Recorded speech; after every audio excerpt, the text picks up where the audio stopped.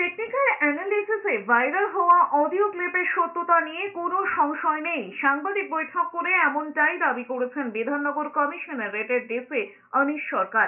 Junior ডাক্তারদের ধর্ণা মঞ্চে হামলা চক্রান্ত করা হয়েছে। শুক্রবার অডিও ক্লিপ প্রকাশ করে বাম এবং অতি বামপন্থীদের বিরুদ্ধে আঙুল তুলেছিলেন কুণাল ঘোষ।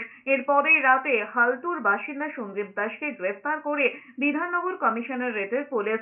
এরপর শনিবার সকালে গ্রেফতার করা হয় ডিওয়াইএফআই নেতা কলদান দাশগুপ্তকে। ডিসি আরো বলেছেন, পেশাগত বহিরাগত দুষ্কৃতীদের দিয়ে স্বাস্থ্য ভবনের সামনে জুনিয়র ডাক্তারদের অবস্থান আক্রমণের চক্রান্ত করা হয়।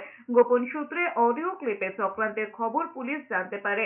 ভাইরাল অডিওতে দুজনের মধ্যে কথোপকথন শোনা গিয়েছে। তাদের মধ্যে অন্যতম সঞ্জীব দাস ইতিমধ্যে স্বীকার করে নিয়েছেন যে অডিওয় তার গলা শোনা গিয়েছে। তদন্তের সময় এদের স্বরের নমুনা মিলিয়ে দেখা হবে।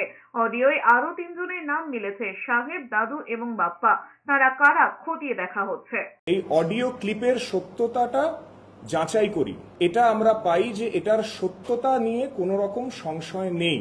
অডিও ক্লিপে দুজন ব্যক্তির মধ্যে একটি কথোপকথন আমরা শুনি। তাদের মধ্যে একজন হচ্ছেন জনৈক সঞ্জীব দাস, যিনি হালতুর বাসিন্দা। দ্বিতীয় ব্যক্তি হচ্ছেন কলতন দাশগুপ্ত, যিনি ডিওয়াইএফআই এর মুখপত্রের সম্পাদক এবং সিপিএম এর রাজ্য কমিটির যুব নেতা।